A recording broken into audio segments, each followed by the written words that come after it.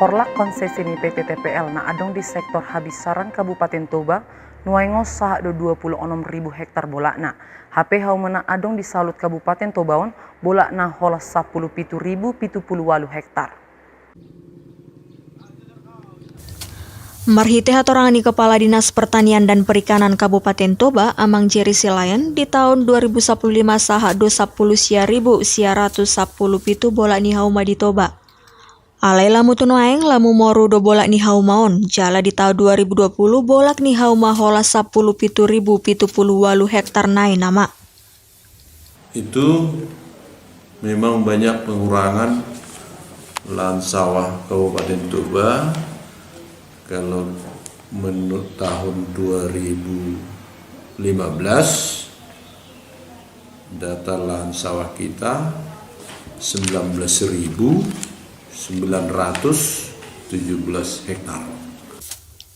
Marnida hasurungan ni Porlak PT TPL sian bolak ni haumai didok amang roganda 5 juta dona susuman belua Tobaon ga belua ni pangula. HP gubernang do pangisi ni Tobaon na mangula maribakon parkarejo ni TPL. Areal konsesi PT TPL di daerah atau di Kabupaten Toba itu pihak TPL menyebutnya itu sektor Habinsaran. Sektor Habinsaran ini luasannya 26.000 hektar lebih. Nah, itu berdasarkan data yang terpublis oleh PT TPL dan juga KLHK.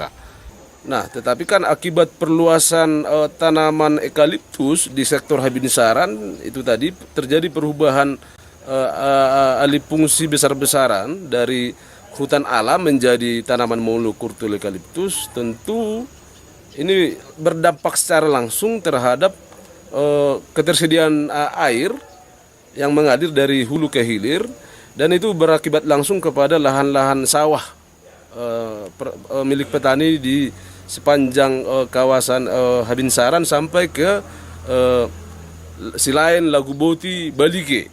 Sia Toba TV Mabaritahon.